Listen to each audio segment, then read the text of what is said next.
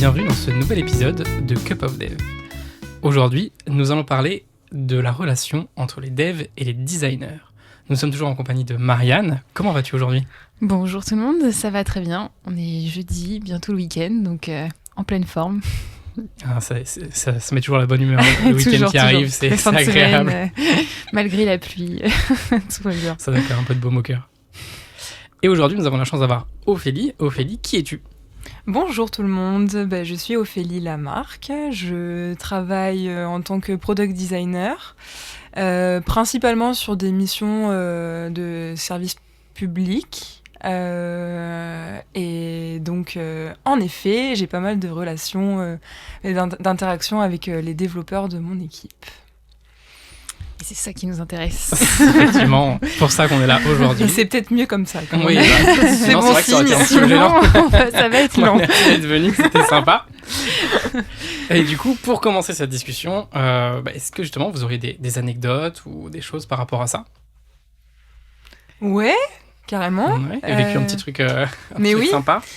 C'est vrai que sur un projet actuel sur lequel je suis, j'ai un rôle assez hybride entre product designer et PO.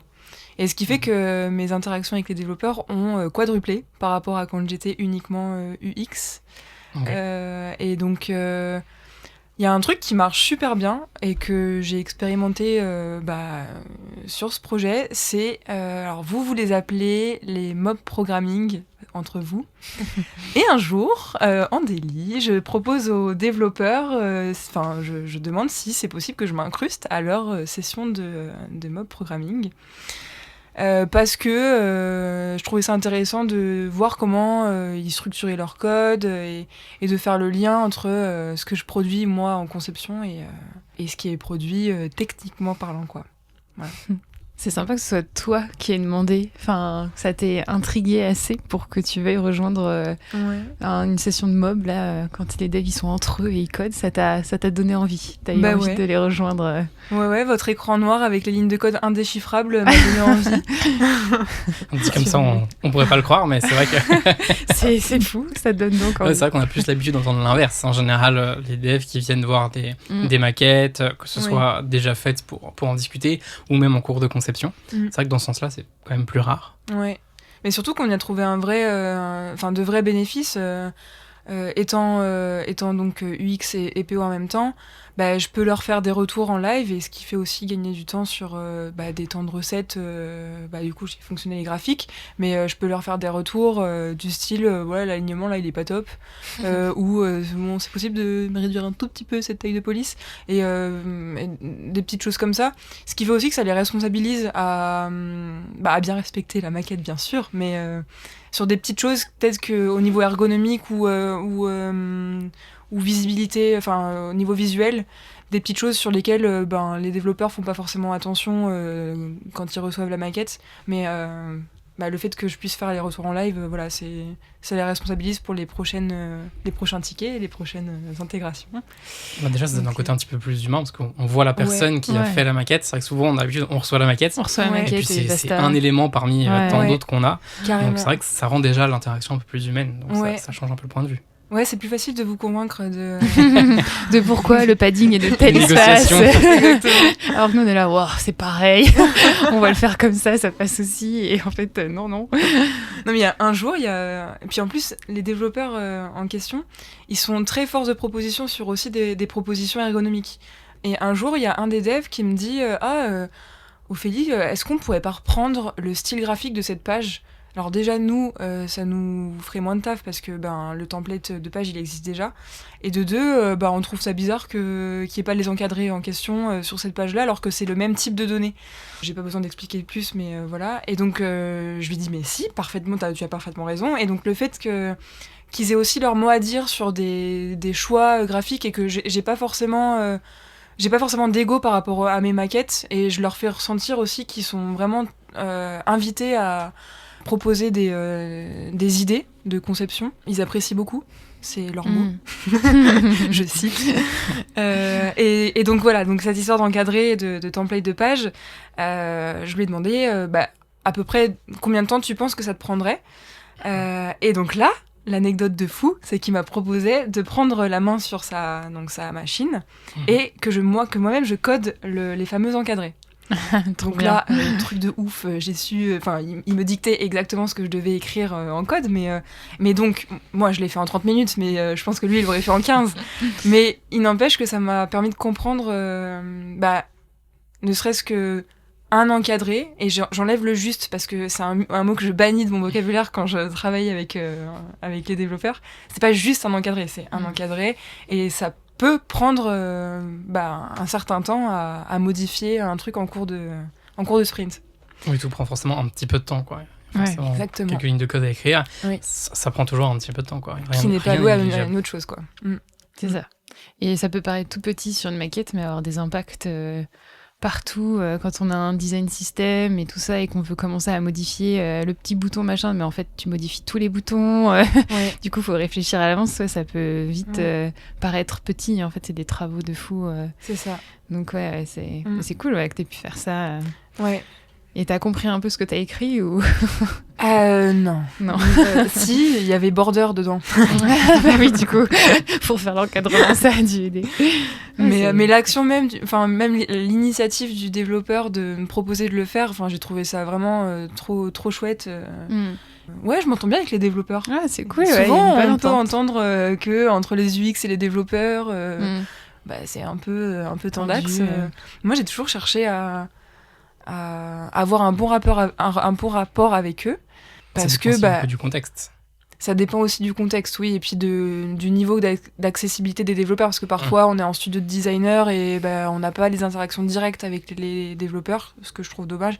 J'ai pas été trop confrontée à ce type d'organisation. J'ai toujours été dans des équipes produits et intégrées. C'est bien. Ouais, c'est cool. C'est une chance, parce que moi j'ai connu beaucoup l'inverse. On avait les designers qui étaient un peu dans leur tour d'ivoire, très liés au métier, les développeurs qui étaient dans leur coin avec leur PO, et du coup il fallait faire le lien, et souvent on ramait pour avoir des discussions. C'était comment du coup? On avait heureusement on avait le PO qui était très à l'écoute, très disponible, et qui de temps en temps justement faisait alors peut-être pas du mob, mais on lui présentait un peu le ticket en live avant de vraiment les dire qu'on les avait finis, pour avoir des retours. Donc elle faisait un petit peu dans cette idée-là. Et on arrivait quand même à choper de temps en temps un UX pour discuter avec lui. Et bon, en général, la discussion se passe bien, mais c'est le contexte qui sont vraiment dans leur coin, et pour avoir de la disponibilité, il fallait la chercher, quoi. C'était pas du tout dans les habitudes, c'était pas une norme, quoi. Donc le contexte joue aussi beaucoup, je pense, là-dedans. Ouais, non, c'est sûr. Parce que moi, j'ai eu plusieurs contextes aussi, et je repense au dernier que j'ai eu, où pourtant les échanges se faisaient plutôt facilement entre PO Dev, c'était accepté que c'était une bonne chose de beaucoup échanger et tout. Et c'est vrai que malgré tout, avec le design, on avait quand même un peu de mal. Pourtant, ils étaient intégrés au métier, mais souvent, ça arrive, quand on craquait des sujets, en fait, les maquettes étaient déjà là, mais elles étaient toutes propres, toutes belles, et du coup, il y avait un peu ce côté... mais en fait, si on demande de changer un truc, ça fait refaire tout. Lui, il est déjà passé à autre chose. Enfin, lui, quand je dis la personne responsable du design, il avait 3 équipes à gérer en même temps. Lui, certainement, les maquettes, il les avait même finies depuis plusieurs mois, parce que nous, le temps que ça arrive chez nous, dans notre roadmap, ça mettait du temps. Et il y avait un peu ce biais de, attends, on va peut-être pas rechanger tout, même si là, on trouve que ça va pas niveau ergonomie, justement. Souvent, c'était ça les retours qu'on faisait. Mais en fait, ça faisait changer beaucoup de trucs. Et du coup, t'avais un peu non, tant pis, on va essayer de l'adapter un peu de notre côté. Et du coup, c'était un peu frustrant là-dessus, quoi. Mais pourquoi vous pouviez pas faire les changements en live et sans qu'il pour autant il modifie les maquettes parce que après derrière on lui faisait checker notre code derrière, enfin si lui il checkait après que notre design, enfin ce qu'on avait appliqué était bien ou pas. J'arrive pas à faire cette phrase, mais en gros lui après il faisait une revue design en gros de nos tickets front, et du coup il allait nous dire, en général il nous disait non là du coup je l'avais fait comme ça sur la maquette. Ah oui, d'accord. Après on essayait de plus en plus de les intégrer, par exemple du coup nous il y avait plusieurs designers dans l'entreprise, et il y en avait un qui était responsable de plusieurs feature teams. Et on essayait de le faire venir à nos délits. Alors bien sûr, il ne pouvait pas venir à tous les délits, mais il venait le mardi, je crois. Et du coup, c'est là on en profitait, on se jetait sur lui pour dire « Ah, écoute, telle maquette et tout ». Donc ça allait dans le bon sens. Même, parce que même l'équipe design, elle était un peu en construction. Quand je suis arrivée, il n'y avait qu'une seule personne pour 30 devs, 40 devs presque. Ah oui. Donc c'était costaud. Et donc en fait, l'équipe grossissait. Donc je pense que même eux, ils cherchaient un peu comment s'organiser.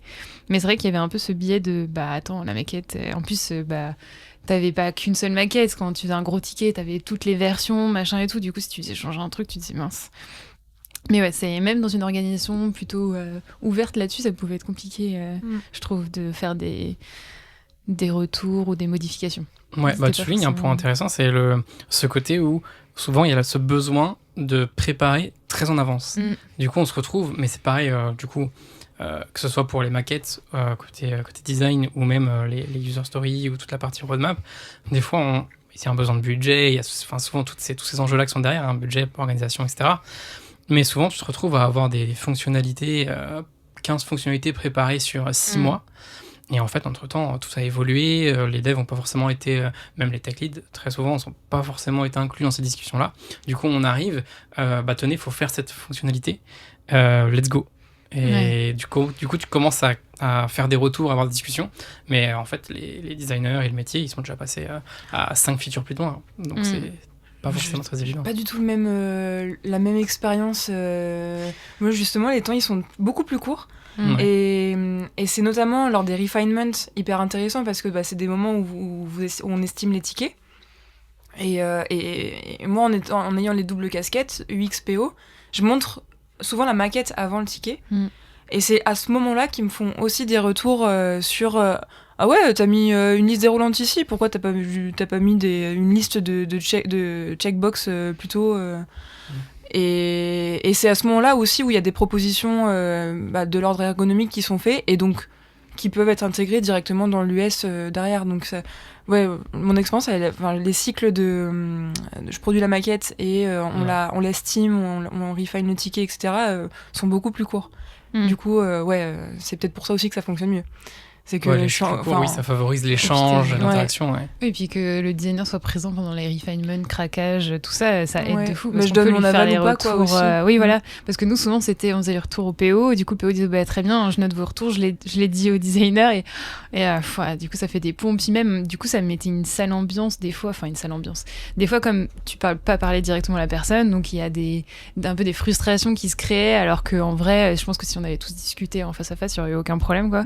Mais souvent, c'était mal pris en fait presque par le design, je pense, et ce qui était dommage parce que c'est juste qu'on avait notre point de vue de dev qui était peut-être pas le plus pertinent, mais on aurait voulu débattre, quoi. Et en fait il y avait pas cette place du débat, c'était juste non, nous on pense que comme ça c'est mieux. Du coup le PO disait au designer là ce serait mieux comme ça, et puis lui il avait son avis. Enfin voilà, de toute façon si tu peux pas discuter directement dans les plus grosses structures, t'as le fait qu'il soit trop en avance. Du coup ça veut dire comme pour tout le monde, tu reviens sur un travail que tu as fait il y a 1 mois, 2 mois. Ouais, c'est pas agréable. C'est pas forcément agréable. Toi, t'es passé à autre chose, etc.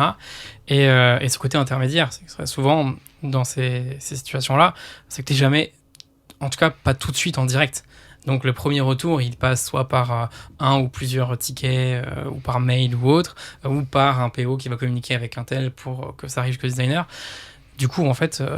c'est pas en direct, il y a toujours des interprétations, il y a l'erreur de transmission, ces petits trucs. C'est vrai que du coup, les relations sont parfois un peu plus tendues, quoi. Ouais. Mais c'est aussi, plus les équipes de développement et de conception sont grosses et plus, je trouve qu'il y a moins ce côté flexible qu'on peut avoir. Enfin, là, que moi, je peux avoir, je suis dans une équipe où on est 2 devs, moi, je suis UX-PO. Et après il y a des autres rôles mais plutôt côté projet client. Oui, tu mais ce qui fait que du coup les cycles de discussion ils sont beaucoup plus courts, et on a aussi instauré un point revue de maquette qui a lieu 2 semaines avant le démarrage du sprint. Enfin du coup c'est une récurrence qu'on a toutes les 2 semaines. Où je montre les maquettes qui sont prévues pour le sprint d'après. Je sais pas si je suis claire. Ouais. Et ce qui fait qu'ils peuvent s'imprégner de la maquette avant de voir l'US dans leur colonne to do pendant le sprint et être pris de court, quoi. Et c'est à ce moment-là aussi où ils font leur retour. Donc ça marche plutôt bien, les revues de maquettes. C'est aussi des moments où ils me parlent des maquettes du sprint en cours, où ils me disent là j'ai pas compris trop cette partie-là, le composant n'existe pas par exemple dans le design system qu'on doit utiliser. Est-ce que du coup on peut trouver un compromis entre un truc qui existe et un truc que t'as custom, donc avoir une instance peut-être dédiée dev où le designer parle avec le dev, peut-être nécessaire pour que ce soit mieux accueilli aussi par le designer vous me changez ma maquette. Oui, c'est ça, donc que j'ai passé a priori là une journée dessus. Bah oui, c'est ça, ça s'entend, hein. Enfin, nous je sais que quand t'as passé une semaine sur ton code et qu'en review on dit non mais en fait faut que tu changes tout ça et t'es là bon ok. Donc j'imagine que ça doit être pareil aussi pour un designer qui a passé du temps sur sa maquette, puis c'est pareil, il y a peut-être des choses on se rend pas compte en tant que dev de juste changer tel bouton, mais en fait non, tu casses toute la logique et tout ça. Parfois c'est pareil, on peut aussi pas s'en rendre compte. Donc ça peut être frustrant. Je sais plus ce que je disais, mais c'était ça. Oui, ça peut être frustrant et après moi je trouve quand même important que les designers soient pas trop attachés à leur maquette non plus, et qu'ils laissent aussi parce qu'on n'est pas, on est expert de l'ergonomie, je sais même pas, c'est hyper prétentieux de dire ça je trouve, mais vous avez, les développeurs ont plein de bonnes idées, vraiment. Je garde quand même une posture assez humble par rapport au travail que je produis et que tout le monde, même il n'y a pas d'étiquette quoi, même un PO peut avoir une bonne idée pour résoudre un souci dans le parcours. Surtout que la maquette, c'est au final ce que l'utilisateur va voir et utiliser.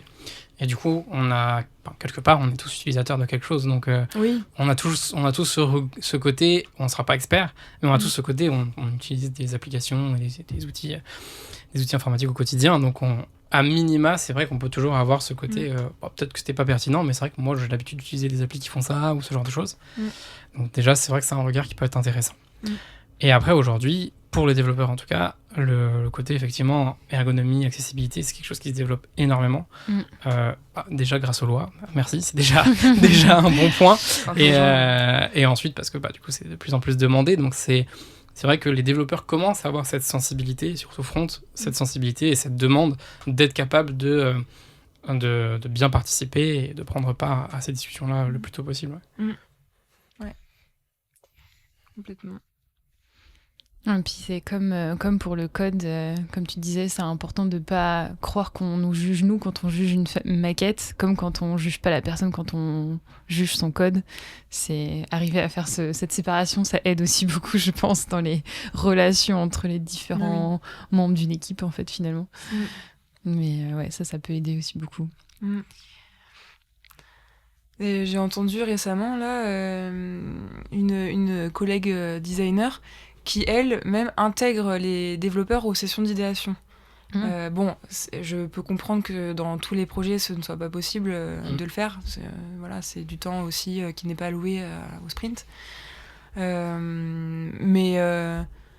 Mais toujours est-il que ça appuie toujours l'idée que chaque personne a de bonnes idées. Et puis, j'ai même entendu dire récemment qu'il y a des développeurs qui s'intéressent au retour usagé et qui viennent pointer le bout de leur nez à des interviews utilisateurs.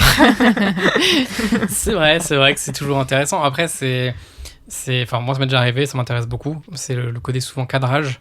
J'aime bien intervenir tôt et être capable d'avoir les retours utilisateurs pour voir comment est-ce qu'ils vivent l'application. Parce que je m'en suis rendu compte d'ailleurs quand j'étais en apprentissage où on s'était fait un petit peu bâcher un peu sévèrement parce que on avait fait toute l'application et il y avait eu une très très grosse résistance au changement et en fait on n'avait pas pris en compte les utilisateurs et vraiment la façon dont ils travaillaient au quotidien. Du coup, ça nous a remis énormément en question et c'est quelque chose qui m'a beaucoup marqué aujourd'hui, à laquelle je fais très attention.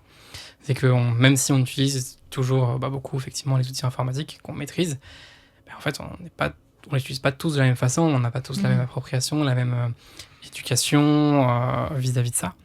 Et c'est hyper important de bien connaître les utilisateurs, ceux qui vont vraiment l'utiliser au final, pour concevoir quelque chose de pertinent. Et c'est vrai que même en tant que dev, on fait pas la maquette, on fait pas forcément les choix, même si on participe quand même, de features, de ce qui va être développé. Mais au final, c'est nous qui posons le code et qui fournissons aux utilisateurs ce ce qu'ils vont utiliser. Et c'est encore plus vrai pour l'accessibilité. Donc, moi, je trouve ça extrêmement important pour un développeur d'avoir cette conscience-là et encore plus au niveau du cadrage. Et du coup, toute cette proximité avec le métier, ça me fait penser que du coup, Ophélie, toi, t'es là, tu disais que t'étais UX, mais aussi PO sur là où tu travailles en ce moment, mais qu'avant, t'étais plus juste UX, juste. Tu n'avais qu'un rôle, qu'un métier. Qui est déjà hyper complexe. Qui est déjà transverse, je dirais pas complexe, mais transverse. Du coup, j'imagine que tu vois plein de différences au fait d'avoir une casquette ou deux casquettes. Qu'est-ce que tu notes de différent en étant PO et UX? Sur la compréhension de la réalisation technique d'une maquette, déjà j'ai beaucoup appris depuis que je suis aussi PO. De participer aux sessions d'estimation, de participer aussi au moment où on planifie le sprint, savoir ce ticket il va prendre tant de temps. Parce que y a ça dans la maquette, il faut qu'on initie une base de données, il faut que machin, tous les aspects techniques derrière une maquette, je les avais pas du tout quand j'étais que UX. Et il y a aussi un truc que je me suis un peu rendu compte, c'est on n'est pas écouté pareil. Je sais pas si on a moins de poids parce qu'on est catégorisé comme des personnes qui portent la voix de l'utilisateur et c'est tout. Et il y a des personnes aussi qui pensent que les usagers, ils n'ont pas forcément la science infuse non plus. Il faut prendre des pincettes avec ce qu'ils nous disent. Alors oui, c'est très vrai. Nous, on fait que, on fait que comprendre leur réalité terrain, leur réalité d'usage. Mais effectivement, je sais plus quelle est la phrase, mais ils ne savent pas ce qu'ils veulent, quoi, concrètement. C'est pas à eux de définir ce qu'ils veulent sur une interface. C'est plutôt aux designers de traduire ce qu'on entend sur le terrain en choses ergonomiques et faisables, du coup. Ça me fait penser à la question de la faisabilité. Donc sur l'écoute de l'ensemble de l'équipe, je trouve que depuis que j'ai la casquette PO aussi et PM, j'ai plus de poids sur la roadmap, sur l'ordre dans lequel faire les choses, évidemment, parce que c'est moi qui est garante de la roadmap. Et donc, je peux facilement faire passer un truc que j'ai entendu sur le terrain parce que j'ai senti qu'il y avait une opportunité qui était un peu critique et urgente à régler ou à offrir aux gens. Et donc, je sais mieux le justifier et mieux le prioriser après derrière dans la roadmap. Quoi. Chose que quand j'étais que designer, on a une roadmap à nous, en quelque sorte, mais c'est toujours difficile. Ça a toujours été difficile de rendre légitime ce qu'on entendait pendant la recherche utilisateur, de la rendre légitime dans la stratégie produit aussi. Alors en vrai, c'est super impactant, c'est très intéressant, quoi. T'as accès le direct par impact. C'est ça me paraît fou, quoi. C'est vrai que c'est une frustration que j'ai souvent entendue chez les designers en mode mais nous quand on voit les utilisateurs ça ils s'en foutent ou ça ils ne savent pas utiliser mais derrière non la roadmap elle est comme ça et ils ont pas du tout la main la force assez pour faire changer certaines priorités par exemple et mais bon, c'est là que avoir deux roadmaps c'est quand même pour le même produit c'est quand même particulier quoi. C'est qu'il y a peut-être des questions à se poser. Si les UX ont leur roadmap, si les PO ont leur roadmap, les devs ont leur roadmap. C'est clair. Il y a un moment, comment ça comment on fait, qui fait quoi, dans quel ordre, ça peut plus fonctionner. C'est pour ça qu'au final, il y a besoin de cet échange constant et cette proximité. Et c'est ce qui permet qu'on fonctionne de la meilleure des façons possibles. Là, des fois, ça donne des situations quand même assez étranges. Un dialogue de sourds, quoi. Ouais. Mais j'avoue d'avoir le rôle hybride PO-UX, ça facilite aussi les discussions parce que y a une personne relais en moins. C'est-à-dire que moi, je dois pas faire un compte-rendu au PO de ce que j'ai entendu sur le terrain, qui doit ensuite convaincre qui doit checker au niveau de la faisabilité ce qui est possible de faire. Et oui, et ce que j'ai appris aussi en étant plus au contact des développeurs, c'est de comment rétrograder la conception. Nous, les maquettes qu'on fait souvent, elles sont... moi ça a été mon cas, elles étaient trop ergonomiques et du coup trop compliquées peut-être à développer dans le temps première version par exemple. Pour une première version. Et donc de rétrograder le niveau de maquette et de trouver des solutions un peu plus frugales mais qui restent quand même utilisables et qui ont la même valeur à la fin.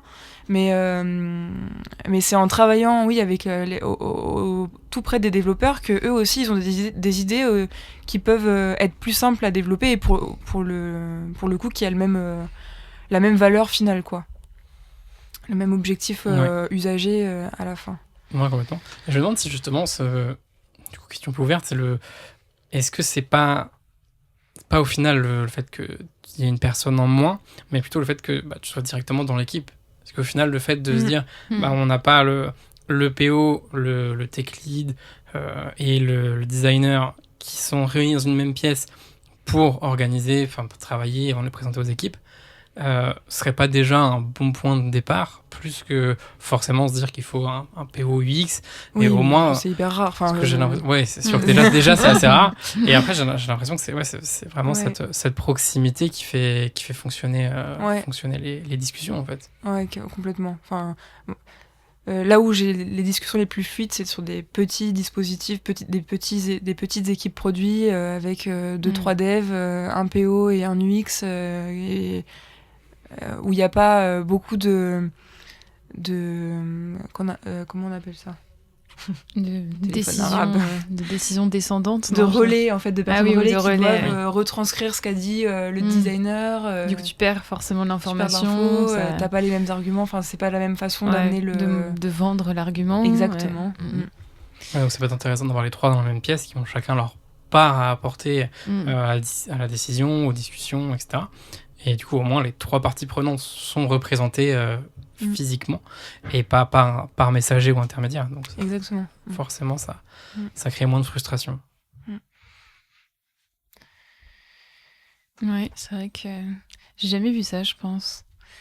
À chaque fois, c'était designer avec le PO, puis ensuite le PO avec le tech lead. Alors que c'est vrai qu'ils gagneraient tous beaucoup de temps à se réunir tous les trois. Toi, Benjamin, qui a déjà été tech lead dans des missions, ça t'est arrivé ça t'as eu cette occasion de prévoir des tickets avec ton PO, ta PO et le designer, le ou la designer? Je te pose la question comme ça, mais question. Je suis curieuse de voir. Non, nous on avait un Tres Amigos à 3, mais c'était avec le QA et le PO. Ce qui était déjà, moi je trouve essentiel aussi, mais pour un autre sujet. On avait des points avec on a réussi après beaucoup de forcing à avoir des points avec des designers, mais c'était des points où de temps en temps on se voyait une fois toutes les 2 semaines, une fois par mois, où le designer venait dans l'équipe et on pouvait lui poser les questions.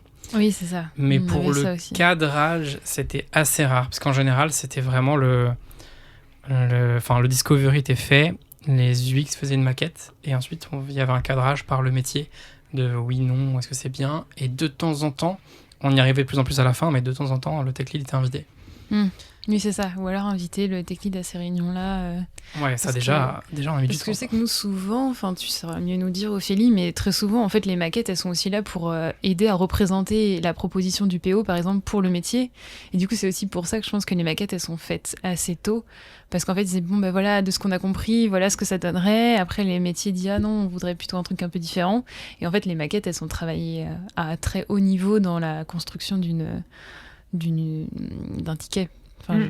Au niveau, tu veux dire en amont ? En amont, ouais, du coup, beaucoup plus tôt, puisque en fait, je sais que pour présenter une fonctionnalité, on aime bien avoir une maquette pour se rendre compte. Et je sais que du coup, nous, les designers, du coup, dès ce niveau-là, ils ont une maquette assez aboutie, en fait. Mais c'est à ce moment-là où on a besoin d'une personne qui nous fasse ratterrir, en fait. Parce qu'on nous demande d'être expert de l'ergonomie et de créer des expériences de malade. Alors, on crée des expériences de malade, mais parfois, ça rentre pas dans les contraintes de projet. C'est vrai que ça me rappelle un point. Du coup, il y avait encore qu'un seul conseil designer dans la mission où j'étais avant et il était adorable, hein, vraiment il n'y avait pas de problème, mais oui, il était parti très très loin. Après c'était une très très grosse fonctionnalité qui était très complexe et donc il avait proposé le truc ultime en fait, le truc idéal et tout, et moi du coup j'ai été invitée assez tôt parce que j'étais la référente de ce gros ticket et vraiment il m'a montré les maquettes et donc j'étais la représentante des devs et j'étais là, oh, mais c'est terrible, genre jamais on peut faire ça, enfin, ou alors il nous faut 6 mois, un an quoi. Combien d'années? Ouais. Et du coup, je savais pas comment lui dire que c'est top, hein, mais non. Du coup, je fais ça, tu m'enlèves, ça, tu m'enlèves. Et donc là, on avait pu discuter, on avait pu trouver un compromis qu'on avait dû du coup remontrer après au métier. Mais bon, ça s'entendait. Mais oui, je me souviens vraiment, il m'avait montré le truc. Je fais, voilà, c'est parfait ton truc, mais ça dans un an, c'est fait quoi. Et il le faut pour dans 3 mois quoi. Donc, mais oui, je me souviens mais c'était beau, hein, c'était. Mais ça pose plein de problèmes en plus, parce que du coup, même si tu te dis, il a pensé à la fonctionnalité version finale, mais le fait c'est de penser à la version finale et de rétrograder, c'est rarement une bonne façon de penser. Et c'est très compliqué en plus, je trouve. Le pire, c'est quand nous, designers, on a présenté le parcours de ouf aux usagers. Et qu'on a fait les tests et qui sont là, ah ouais, c'est génial, quand est-ce que ça sort? Et en fait, toi, après, la semaine d'après, tu montes ça aux développeurs et ils font une tête de 3 mètres de long. Le piège. Voilà. Mais ouais. Ça arrive souvent, ça, je pense. Oui, c'est possible. Après, comment tu te rattrapes Après, nous, souvent, je sais qu'une PO, du coup, c'était bon. C'est quoi la V0 Et ça, ce serait le la V10. MVP de la vision cible. C'est quoi la...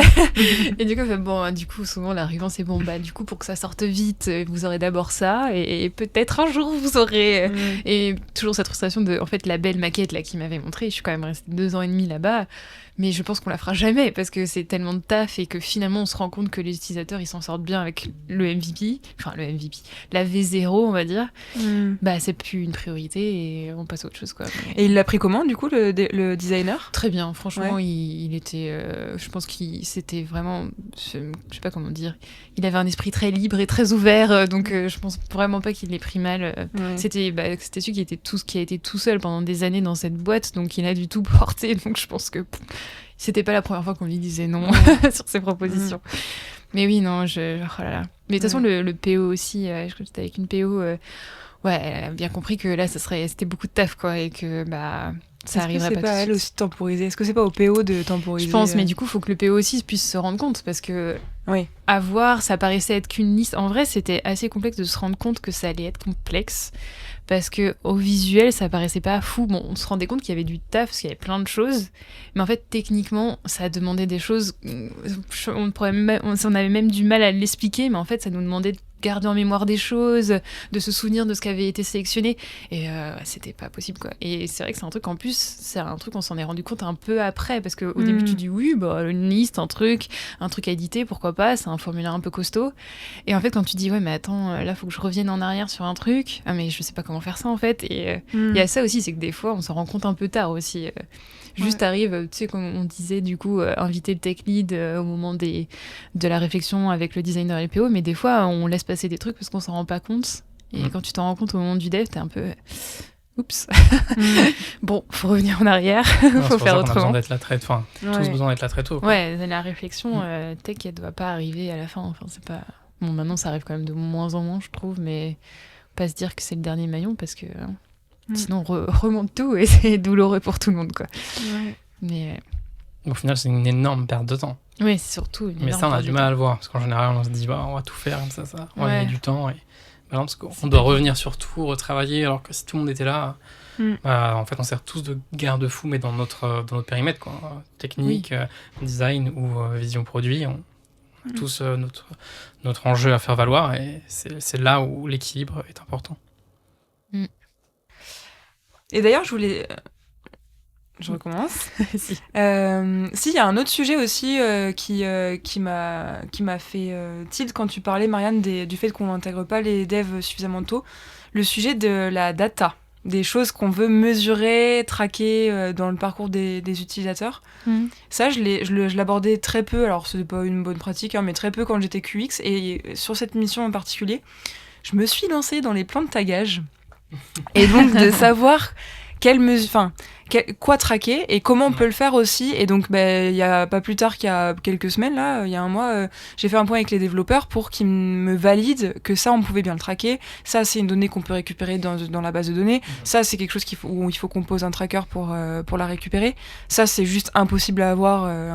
Par exemple, je sais plus, ça demande à ce qu'on enregistre des données qui sont pas forcément... Ah oui, parce qu'après, il faut respecter la RGPD, tout ça, donc tu peux pas enregistrer n'importe quoi. Ouais. Et la prochaine étape, c'est de savoir comment intégrer cette notion de tracking de data dans un sprint, en fait. Est-ce que c'est un ticket dédié ou est-ce que ça doit être intégré dans les US, dans les tickets des fonctionnalités qui sont touchées? Ça, je ne sais pas encore comment on va organiser ça. Ça, c'est ça dépend du de tellement de projet, choses. ouais, c'est ça. Est-ce que tu considères que ça fait à part entière de ton ticket, donc dans n'importe quel sujet que tu traites de dev, tu rajoutes aussi la data à stocker, soit c'est des tickets à part entière, mais c'est plus rare, je trouve. Ça dépend, ouais. Ça peut dépendre aussi de la complexité technique du sujet. Parce que des fois, tu peux être amené à... Enfin, quand tu fais des gros projets, tu peux être amené à devoir mettre en place des solutions un petit peu complexes. Et du coup, rajouter par-dessus après coup peut être très très coûteux. Ouais, je vois. Donc ça, je pense que ça dépend aussi un peu de ça. Alors que, effectivement, si tu fais des choses très simples, très basiques, au niveau code, pas trop complexe, rajouter un tracking, c'est pas forcément le plus complexe. Ça se fait plutôt bien. Mais ça dépend vraiment des enjeux. Et à quel point ta donnée est corrélée à d'autres choses au niveau du code.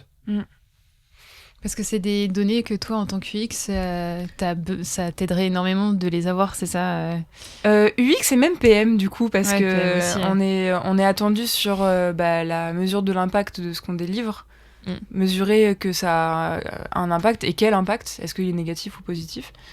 Et ça, sans le traquer, on peut pas savoir si notre simulateur il est bénéfique dans la suite du parcours. Est-ce que c'est parce qu'il y a le simulateur que les personnes elles arrivent à mieux qualifier leur dossier et à le compléter correctement? Est-ce que la sensibilisation qu'on met en place avec ce simulateur porte ses fruits, quoi? Et est-ce que notre pari de base, nos hypothèses de base, elles sont remplies ou pas? Donc ça, c'est des choses... c'est des réflexions que la posture de PM m'a fait avoir aussi. Parce que niveau design, c'est des questions qui étaient un peu plus loin. Un peu, parce qu'on est très mesure de l'expérience usagée, l'expérience d'usage, mais pas forcément des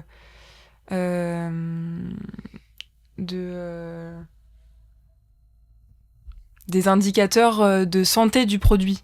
Plus de l'expérience, c'est très axé expérience d'usage, genre cette fonctionnalité elle est utilisée ou pas. Cette page elle est pas fréquentée parce qu'elle est pas accessible facilement dans l'arborescence du site, mais on se pose moins de questions sur la valeur, comment dire, la valeur qu'a une fonctionnalité ou une page à exister en tant que telle. Nous, on cherche juste, quand j'étais que UX, à optimiser l'expérience à son maximum, mais pas forcément à se poser la question, est-ce qu'elle a lieu d'être, cette fonctionnalité, et est-ce qu'elle a vraiment l'impact escompté au départ? Oui. Je sais pas si c'est très clair ce que je viens de raconter. Si, est-ce que le but de la création de tout ça est vraiment utilisé comme on l'imaginait et a toujours un intérêt, quoi. Plus au niveau du produit, du coup. Tu peux avoir des parcours qui sont l'expérience utilisateur top, mais en fait, ça sert à rien. Mais en fait, personne ne le fait. Bah oui. Ça n'a pas de valeur. Les mêmes enjeux. Hein, on peut dire, c'est vrai que les enjeux, est-ce que techniquement, ça va être optimal, ça va être quali, etc. Mais en fait, est-ce qu'il y a besoin de faire ça? Même des fois, est-ce qu'il y a besoin de le faire à ce niveau-là de qualité ou de complexité, alors que personne ne veut utiliser? Et est-ce que, du coup, vaut mieux pas enlever cette fonctionnalité parce que forcément, il n'y a pas la valeur à se compter si on la remplace par telle chose, ce qui vous permet, vous, de ne pas investir de temps plus sur tel ou tel parcours. Ouais, on se rapproche très fortement de l'éco-conception. Oui, carrément. Oui, de savoir enlever des features si elles ne sont pas utiles. Ça, je pense que c'est la discussion la plus dure à avoir. Ça. C'est être capable de dire, mais vous êtes sûr que ça va être utile? C'est très compliqué à amener et à discuter. Bon, on en parlait de toute façon dans un précédent épisode. Et c'est vrai que c'est délicat, quoi. Aux usagers, on pose souvent la question, si on le fait pas, il se passe quoi? Enfin, vous ressentez quoi si on le fait pas? C'est là où on jauge aussi le degré de criticité de si on fait pas cette chose-là. À quel point c'est dramatique ou pourquoi pas, mais ça va pas changer la face du monde, quoi. C'est intéressant en vrai, parce que du coup, bon, tant pis, on dérive peut-être un peu, mais que oui, on a beaucoup parlé éco-conception entre devs dans un autre épisode, mais finalement, côté design aussi, vous avez aussi un levier super intéressant que vous pouvez lever assez facilement, parce que, attendez, là, l'utilisateur, il me dit que c'est pas du tout critique et tout, enfin, c'est vrai que vous avez peut-être même encore plus d'impact que nous, on peut avoir en tant que dev, enfin, on peut tous avoir à notre échelle, mais j'y avais pas plus réfléchi que ça, alors qu'en vrai, si, c'est vrai que en tant que designer UX, vous pouvez le voir encore plus que nous, quoi, parce que vous êtes sur le terrain et. Disons que vous questionnez sur la manière la moins énergivore de créer telle ou telle chose, j'imagine, et que nous, on décide si cette chose-là a sa place, et enfin, à sa valeur même d'exister ou pas, quoi. C'est vrai que c'est des questions qu'on peut avoir en tant que dev, mais en tout cas, je sais que moi, c'est dur d'être légitime à se poser, même en tant que tech lead, des fois, c'est dur de se sentir légitime, parce que vous êtes sûr que cette fonctionnalité, c'est très compliqué. Elle est pertinente. Alors qu'un UX aurait beaucoup plus de légitimité, enfin, je pense à dire, attendez, là, votre truc, ok, c'est beau, ça marche bien, mais ça sert à rien, quoi. C'est là où on revient sur la communication, c'est qu'au final, être capable de rapprocher un peu les deux mondes, ça permettrait de faire entendre un peu plus de voix potentiellement. Mais bon, après, il y a des contextes. Moi, je sais que je travaille dans des contextes e-commerce où des fois, tu fais une grosse fonctionnalité extrêmement coûteuse, que ce soit techniquement ou même en termes d'infrastructure. Mais c'est pour faire de la pub, quoi. C'est que personne ne va l'utiliser, mais c'est de la pub. Pas que le e-commerce. Après, moi, là où j'étais, c'était en fonction de qui donne l'argent. On va faire des fonctionnalités qui vont coûter, qui vont prendre beaucoup de temps, coûter beaucoup d'argent, même si au final, il y a 10 utilisateurs qui l'utilisent. Oui, mais c'est telle personne qui nous a donné l'argent, elle voulait ce truc-là, donc on l'a fait, quoi. Et t'es un peu en mode... donc on a passé 1 an à faire un truc, il y a 1000 personnes qui l'ont utilisé, on a 1 million d'utilisateurs, et derrière, on n'avance pas sur ce sujet, mais bon, quand tu dépends de financement... Donc même dans des contextes où il n'y a pas forcément de pub ou de visibilité à avoir, il y a aussi d'autres contraintes, quoi.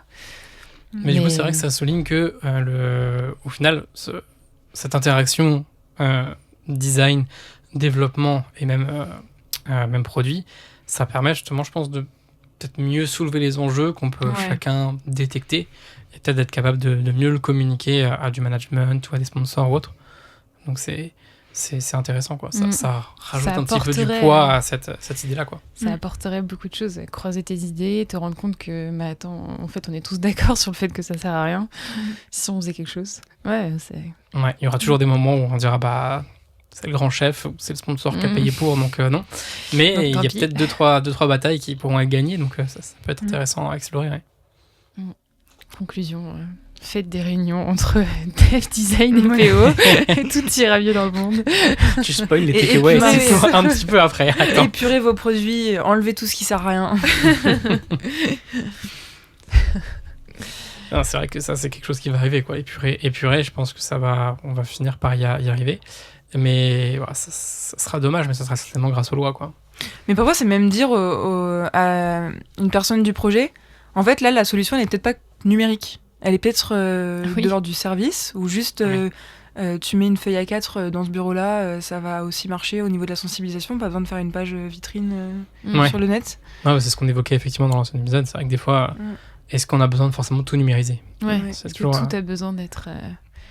parfois, revenir à un papier, un stylo, c'est tout aussi efficace. C'est aussi le designer de savoir poser cette question-là et de dire non, de savoir dire non, la solution elle n'est pas numérique. Et ça doit pas être facile toujours. Non, mais c'est là que c'est intéressant de voir qu'on peut effectivement je trouve ça intéressant comme discussion parce qu'on a toujours, chaque mois on avait toujours du mal à avoir ce lien, cette interaction avec le design. C'était, humainement, les gens étaient très gentils, c'était pas la question, mais en termes de... c'était dur d'aller les chercher, et donc quand on les avait, c'était trop bien, les discussions étaient trop cool.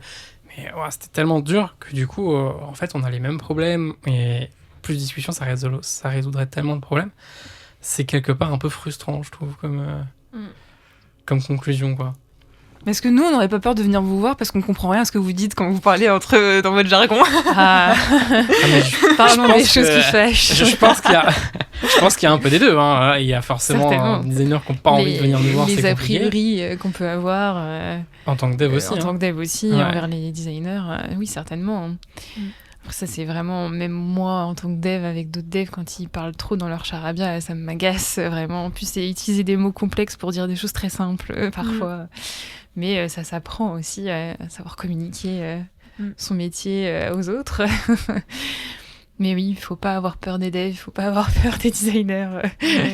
Je suis bien d'accord. Mais vous avez un sacré challenge de savoir vulgariser justement ce que vous dites de manière technique à des gens dans l'équipe produit qui ne sont pas forcément techniques. Et, moi, je trouve ça hyper important, un développeur qui sait expliquer et être pédagogique sur des avancées techniques, quoi.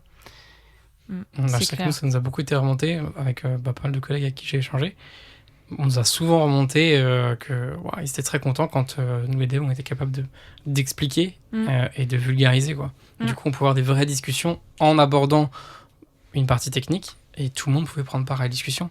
Et ça, c'est vrai que ça permet aussi, je pense, de faire baisser un petit peu cette barrière qu'il y a entre les différents métiers. Du coup, je pense qu'on parle depuis un petit moment. Je vous propose de faire les maintenant fameux takeaways. Ophélie, si tu dois repartir avec quelque chose, qu'est-ce que ce serait? Je repars avec le fait que c'est indispensable que le designer communique avec le développeur et vice-versa, et que ça peut se faire dans des sessions de pair programming. Donc faites des sessions de pair programming avec vos designers. N'ayez pas peur. N'ayez pas peur. Ils sont pas méchants et nous, en tant que designers, ça peut que nous apprendre et nous sensibiliser au temps que met telle ou telle chose à être implémentée techniquement. Ça fera un beau slogan. Marianne, tout takeaway?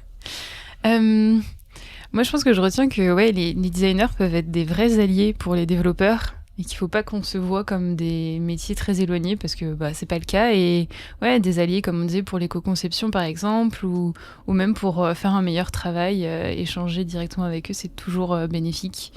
Ça, j'en étais déjà convaincue, mais je le suis encore plus. Voilà. Tant mieux, c'est important. Et pour ma part, si je devais garder quelque chose, je pense que c'est quelque chose d'assez simple, mais notre cerveau n'aime pas ce qui est simple. C'est la communication. C'est vraiment, en fait, plus il y a d'intermédiaires, plus la communication est distendue et forcément mal comprise. Donc, en fait, c'est être capable de penser à aller voir les gens et à vraiment poser les questions en direct aux designers, aux PO, être capable de se réunir tous ensemble dans la même pièce. Ou dans le même Meet, ça marche aussi. Mais vraiment, améliorer la communication en direct, je pense que c'est vraiment ce qui aidera un maximum de personnes. Et bien sur ce, merci à toutes les deux d'avoir pris part à cet épisode. Merci. Merci de nous avoir écoutés. N'hésitez pas à retrouver les autres épisodes de Cup of Dev et à nous suivre sur tous nos réseaux. À très vite pour un nouvel épisode.